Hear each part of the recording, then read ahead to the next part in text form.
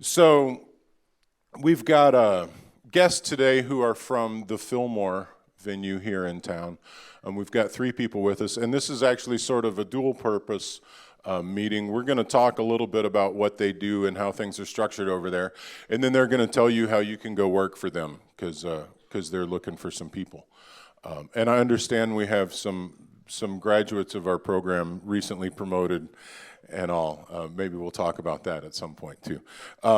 So please welcome the general manager, Abby Jones, the production manager, Jarrod Hutchinson, and the HR manager, Katherine Stefan. Grab one.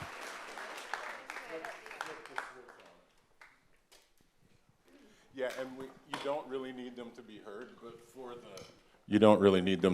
but for the video, it sounds really silly when we just talk and they don't hear us.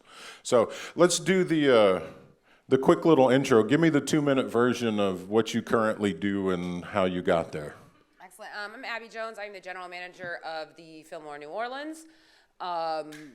I was at House of Blues for 7 years as the director of operations. I worked almost every position you can think about there. I hail from Chicago, and I actually originated in the hospitality industry in fine dining and hotels, and pretty much fell into entertainment basically on accident, and I was stubborn. That's how that happened. Hi, I'm Jarrod Hutchinson. I'm the production manager at the Fillmore. I fell into this job. I came from construction, the same. Didn't know anything about production up until like 5 years ago, and then just stepped in and kind of learned my way through it and took over the production for House of Blues and for Fillmore. So what was the first job at a venue? Like how going from production to a music venue, how'd that happen? It was, at House of Blues, and I would kind of help some of the bands set up every now and again and work with the production team on some of their rigging and things like that. And when the production manager left, I took that over, and one of the first big jobs was No Effects. It was a pretty big show to bring in semi-trucks and 3 buses and things like that, not ever knowing or being on a stage before. So it was a little different. Trial by fire. Yeah. Okay, my name is Katherine. I am the HR manager. I work with both Fillmore and House of Blues. I started out in just recruiting, so all hiring all the time. And then I moved to New Orleans about 3 years ago. I was working at the Roosevelt, doing a little bit more all around HR stuff. And then about a year ago, I joined the Live Nation team. So got out of hospitality into the entertainment biz, and it's been a good year. So this came about, I met Abby at a music industry lunch thing a month or so ago, and she said, we need to talk because I need people to come work. And I said, what sort of things do you need people for? And she said, everything. So I'm going to give Abby a second to tell us all the variety of jobs available at the Fillmore, specifically some that you're looking to fill, but also like the other things. There's a lot of things that happen to make the music industry happen that we don't think about necessarily as music jobs. So. Well, excellent. So I said I kind of started in hospitality, which was a lot of high-end restaurants, and one of the things that makes me a good leader and helps me relate to my staff is, especially in that industry, is I had done everything from being a porter, taking out trash, bussing tables, being a server, being a hostess, being the reservationist, being the cocktail, being the bartender. So when you can do all of the jobs that you're expecting to manage somebody else to do, that helps, mainly because you can say when they're full of shit and what can be done and what cannot be done.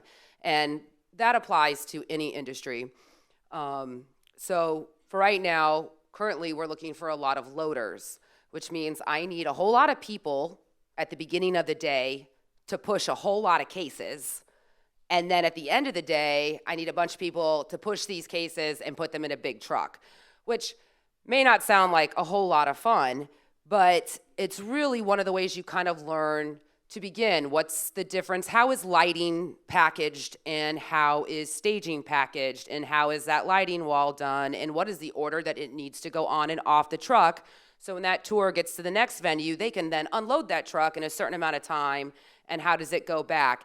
And then you also get to hear the conversation and the language that happens between the tour manager and the production manager and the LD, and how they communicate and what's the terms and the jargons that they use to make sure that this happens. And how do you do this when they've been on a bus for 9 months together and hate each other and refuse to communicate? So they'll tell this roadie to do that tells you why they've got a cigarette out their mouth and a beer and they don't want to talk to you, that you somehow have to get back to Jarrod on how to get that done. And if you know what all these things are, then that helps. And it's also a way to build the foundational knowledge. So you know that if one day that you want to go on tour because your band got immensely successful and that you're out on the road, how you're not going to get screwed paying a production company 5 times more than they should because they can't pack a truck and you're not making the money to go buy all the cool new shoes.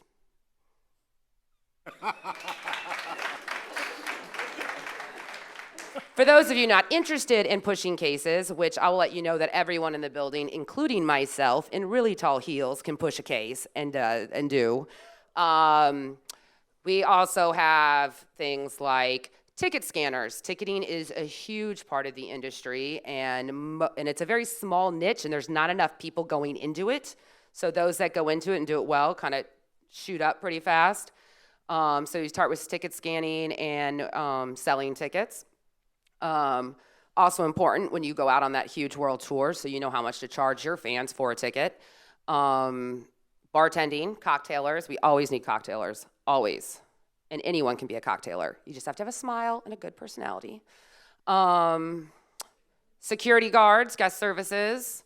You do have to be 21. I'm going to shout that out there. I don't know what grade levels everybody is at, but it is 21. Well, that actually, we'll get to that part in a minute with the corporate thing I want to talk about. So when you're hiring people, like, do you hire everybody as the general manager, or if it's production staff, does Jarrod do that? Like, how does that system work? So if I want to push cases, who do I need to kiss up to? Katherine, Kevin, and Alexis, and my stage manager as well. Yeah. There's a few of them. I do meet pretty much every applicant that comes through, but I take their word and my employees and let them do their job. How long they last, and if they want to, continue. So what are the things you're looking for when you're hiring people to do any of these jobs? If 3 people come to you and you're only going to hire 2 of them, why do you pick the 2 you pick? Attitude has a lot to do with it. Eye contact. Show up with a pen. Show up on time. And let me at least realize that you've spent 30 seconds looking at the website. Don't ask me to print your resume. Yeah, don't ask me to print your resume. Bring your resume. And don't just respond when I say, hey, why do you want this job? I want to get my foot in the door. Great. You mean me telling you that I want to replace you isn't a good way to get you to hire me? Actually, if you tell me you want my job, I'm going to say bring it. And you better be ready to work for it. And I'd love it because I can't get my next job until someone can do my job.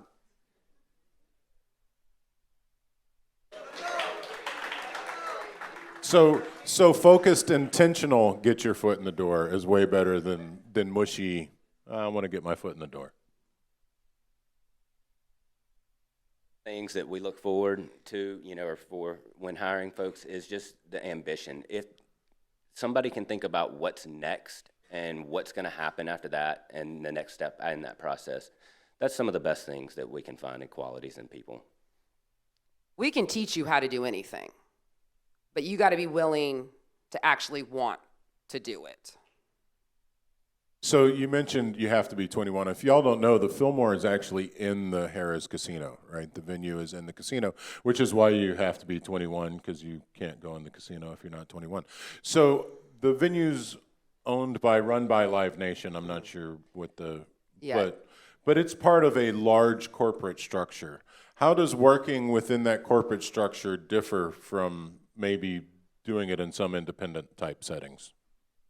And I want to say this, the venue is mostly all ages as far as a guest perspective. We have our own entrance on Canal Street, but as employees, you have to physically enter the casino, which is why that. But if you're under 21 and would like to come to a show, please buy a ticket. There was a huge kind of learning curve. When I started at House of Blues, I started as the director of the restaurant, of their casual concept that's on the first floor. And I'd worked in other corporate structured restaurants, hotels. We happen to be publicly traded, which is a little bit different than some restaurant organizations or hotels, which means that everything is audited. You have to have backup and paperwork for everything. So, like if you were to play, if I was going to book one of you to play our lounge for a pre-show, which I do and would love to hear all about y'all, then I'm going to require that you give me a W-9. And I'm going to pay you via check, or you have the option to take cash. I'm going to have you sign a 1099. And then at the end of the year, I'm going to send you something so you can declare that income on your taxes. Do your taxes, get an LLC, okay? So that's one thing. I'm not going to pay you at the end of your gig out of the register.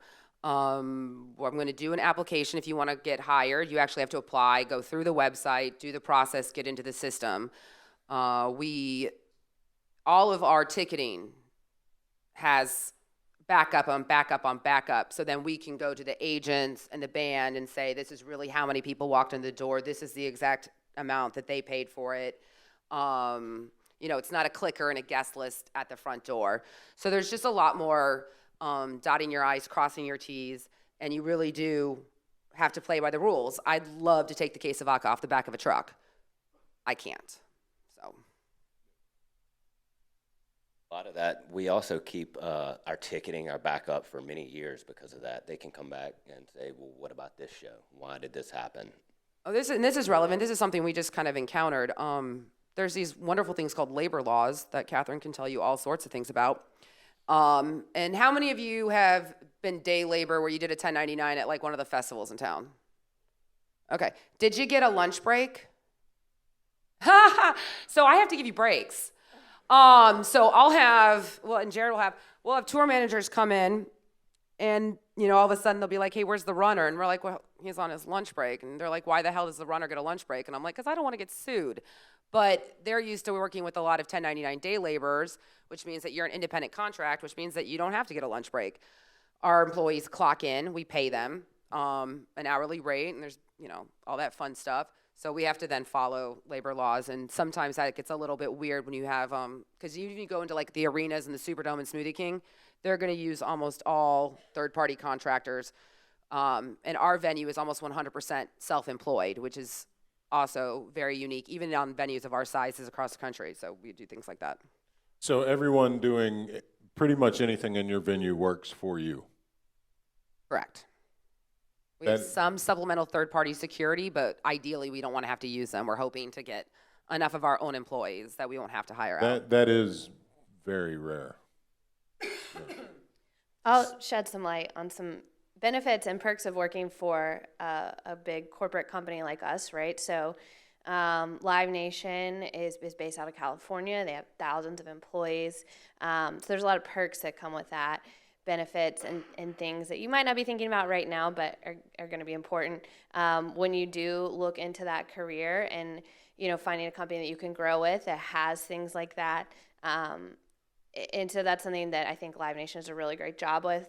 Like I always brag on we have 6 months paid maternity leave. Like you won't find that anywhere else. And of course your regular benefits, concert ticket benefits, you get 1 free festival a year, you get 4 free concert tickets a year, and things like that really help you realize, what a global company that we are working for, and especially seeing, we might have a band playing at the Fillmore, and we can kind of track the other Live Nation venues that they have played at on their tour, and that really helps us compare how they did, how their sales were at a comparable venue. So is the corporate hiring across the whole thing? So like obviously at the higher levels of management, you said you moved from the House of Blues to the whatever. So if I were just a stage manager and say, my significant other got a job in Chicago and I went to go try to be the stage manager at the House of Blues Chicago, is that Possible? A thing that happens? It definitely can happen. I mean, obviously, we're not going to kick out the stage manager that's currently there so you can take the job unless he, messes up. But we are rapidly expanding. We had several production managers and coordinator positions open for months. We're opening a new Fillmore in Minneapolis that's just slotted to open up in February. There's another venue that... February in Minneapolis? Did you really think that through? That's what I asked. They're like, did you want to come help open this one? And I was like, hell no. It's like -10 down there. I'm like, so I'm not going to help with that one. But we're opening one in April in Dallas. And it took a while to try to, we want to hire from internal. It's easier for us if someone already understands the 17 different software systems that we have to use, and they understand our culture and they understand our language, to be able to go in and just take over, as opposed to hiring someone from the outside who may not be familiar with everything and stuff like that. You guys have questions? I'm sure you do. Maybe we can get a little light so I can see. Oh, that was a lot of light, but that's cool. We'll take it. So let's make this a little more conversational. If you didn't hear that, the question was, how do you apply, and what are the sort of requirements? So it's your lucky day, Ella, is that right? I have applications here on me right now. As always, you can apply online at livenation.com/careers. I didn't bring my card, but I can give you my email. Shoot me a note. That always helps. Just be like, hey, I applied. We're looking for lots of positions. You know, it was kind of quiet around the holidays in the music venue world. So we're really gearing up, getting ready for Mardi Gras Jazz Fest season, festival season in general. So we have lots of openings. There's probably a fit for you somewhere. And one of the reasons why I thought maybe some of y'all might be interested is our business is not, I'm not open Monday through Friday. We're not open 7 days a week. There's some weeks where we have 5 shows. There's some weeks where we have 1 show. So we try to build up enough staff that we understand that typically we're most people's second job. And for y'all, your first job would be school, and that's most important. And so we're very flexible with our scheduling. So we like to have a roster. So Friday, we've got Morgan Whalen, and if they come in and we need 24 hands, I don't have 24 hands. We'd like to have, a roster of like 40 to 50 people where we could then say, we say who's available this time. So if like you have afternoon classes, but you've got the morning free, then you can come and, once you're on the roster, you can, pick up the work, and then, you take the break for 8 hours and then you come back. So it's a little bit more flexible with those who are not looking, they need a job that, you get 5 shifts a week, et cetera. So who sees this video? Yeah, I'm going to try to encapsulate that question a little bit for the recording. He was asking about communication between the top of the food chain and the people who actually use the gear. Wait, do you work at House of Blues, by the way? Hey, cool. Okay. I thought I recognized you. It's easy to remember Chris's hair. Yeah. So it's different in certain ways, because I also work with Live Nation construction team doing several different venue build-outs, and Abby and I happen to be involved fully in the Fillmore when we opened it. There is a lot of people involved. There was probably a good 15 to 20 that would come on a daily basis and say, this needs to be done, this needs to be done. But when it came down to it, she and I and a few other folks had the say of what we actually wanted to see get done. And they had kind of had a plan from the very beginning. We just altered it a tiny bit. So when the venue opened, you were already hired as a production manager? Yes. So you got to be actively involved in what your space would look like, how it would be set up? Yep, we both walked it when it was an empty space before it ever got built, and kind of knew what we were getting into. And I can see the end vision and kind of see what we were looking with, and that way we kind of knew what we were coming into when we had to look at our load ends and our pathways and how we get things to the casino without hitting people. Yeah, I mean, to a certain extent, sometimes you just get handled, a whole basket full of lemons. Like when they said, hey, your box office is going to be on the 2nd floor. That makes sense.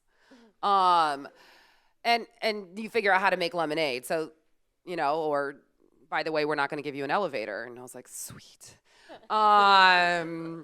So you kind of figured out, and then there's certain things that you have a lot of control on, and that you get to be really creative, and, produce and organize your own situations and figure out how you want to build your team and what you want the culture to be, and, how you're going to make that happen. And that's part of the fun job that is operations and is logistics is, really solving these problems and figuring out how you're going to accomplish what you're going to accomplish in a day. Each day is 100% different. You kind of go to battle and then you make it through, and then, you look at each other at the end of the night and you're like, well, hell, all right, that works. You wake up the next morning and you do it again, and it's a completely different set of opportunities and situations. So, no, I mean, that's a good question. I had a really smart-ass response. I'm not going to say it. Can you tell me after? Yeah, I will. You'll think it's funny. That it's a very relevant and a super, super, super great point, especially in a city like New Orleans. We are the man. I did sell my soul. There is a contract with my signature and blood in it, and I full on 100% admit that. And where that comes to is the people and that is the culture and how I choose to lead the team and what is important to me in the traditions. When I first started at House of Blues, like I said, I ran the restaurant, and I listen to audiobooks and country music, so I'm pretty much like the least cool person that you've ever met. And I don't know anything about music. And I've got this stage in the back with this beer garden, for those of you who've been there, Voodoo Garden, and it wasn't getting used. And I'm a business person. I'm like, this is stupid. There should be someone playing music, and then people will drink beer, and I'll make money. And this is before Jarrod was the production manager, and the current production manager at the time really didn't take me seriously. I was like, I'm going to just pull some band. And I used to walk up and down Frenchman Street and put my business card in local musicians' tip buckets that said, call me, this is not a joke. And I started bringing in local musicians and I paid them. That's a big thing. Into the Voodoo Garden to start playing, and then all of a sudden we had this stage that had nobody on it. To 7 days a week, I was now helping support local musicians, which got us back involved with the community, got me back involved with the community, got to know the local artists, because I had moved here from Chicago, so I didn't know anybody. And through my tenure at House of Blues, I kept up that relationship. I used to do one of the only songwriting rounds. Now there's like a whole bunch of them.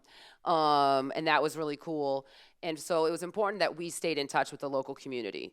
And that is how you kind of go and you do it. You stay connected with your community. Community is extremely important to us. We volunteer as a team. We go out and do things as a team to make sure that even though, we're Live Nation and we're a big major company, but for our team, we care. And Live Nation does care but I'm not going to speak for them. But for us, it's important that we do stay. I do still get certain local musicians that do get to play Bee Gees Lounge, not as much as I got to at House of Blues. And, we want to be here to support all of you. That's another thing. It's like hiring you guys and teaching you. That's another way that we stay connected with the community and things like that.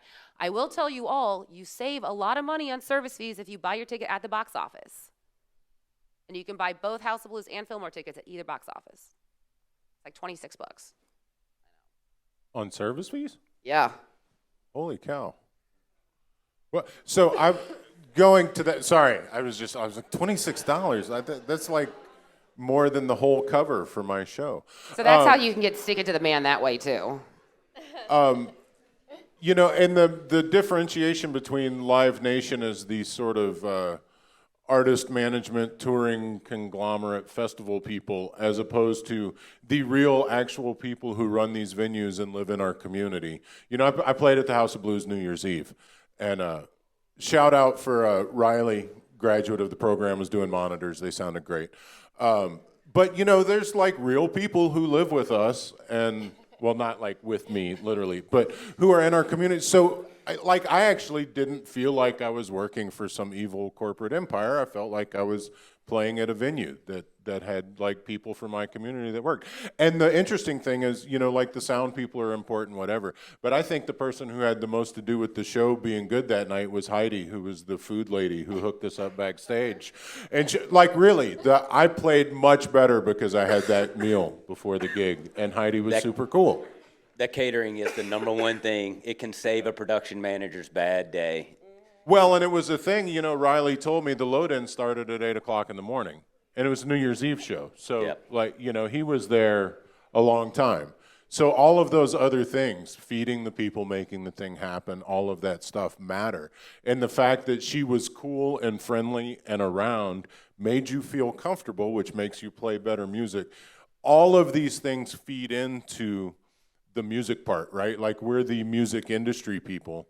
And Abby was saying coming in, that people ask her, well, do you hire bands? Well, no, not really. Do you manage bands? No, not really. Do you, but she actually does the one thing that we all need.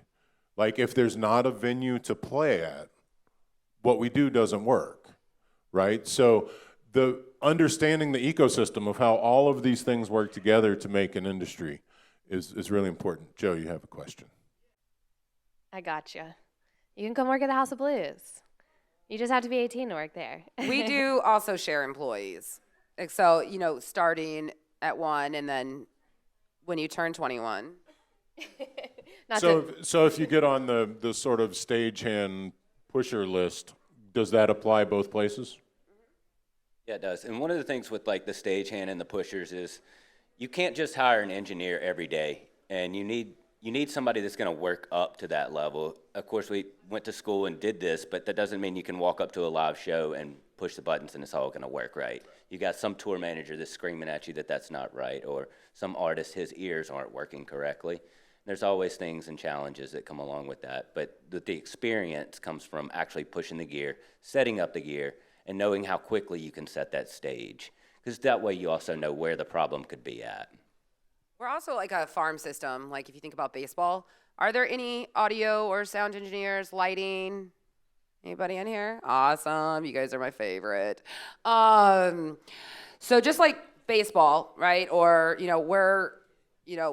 and the company builds this way. So you just take New Orleans. So you got House of Blues is $850, right? So you start there and you get to work how to do monitors, or, the front of the house board there, and you start meeting different tour managers and different groups that are coming through. And they're on a life cycle too. So all of a sudden that band and that group gets just a little bit bigger and you get a little bit better. So then you jump up to the Fillmore, which is a 2,200 cap room, right? And you got a little bit bigger tours, which is probably that tour that you worked on 2 years ago, and it's the same tour manager, and you say hi and he remembers you, and that's all great. And then that band gets a little bit better and you get a little bit better, and you've either made connections and you're either gonna probably find a band that's then gone on the road. Many of my LDs and all my audio guys, a lot of them are out on the road. Head in the Heart has got a couple of my guys. Who else? They're everywhere. There's a few of them. The Raconteurs The have one. Raconteurs had one with, and then as that band gets a little bit better, then now they bump up, and now they're at Champion Square, which is like 7,000 to 9,000, right? And you build up to that production team, and then that band gets a little bit better, and you get way better, and now you're totally out on tour, and then you're playing Smoothie King, and then Superdome. So the music industry just works like single A, double A, triple A, and then the big show. It's the same thing. So when you started in a smaller venue and whatever your specialty is, it allows you to make the connections with people who are kind of on that same level, and you kind of grow with them if you have the skills and keep going up. Like that, with the pay scales on those match those venues as well. I mean, a tour like the Foo Fighters, their tour manager could make $10,000 a week. Things like that. But then you've got the small bands where the guy makes $500 a week, but he's got a per diem, things like that on tour. The buses get better. The buses definitely get better. I don't know if House of Blues is doing any internships. We are not doing internships. I'd rather pay you.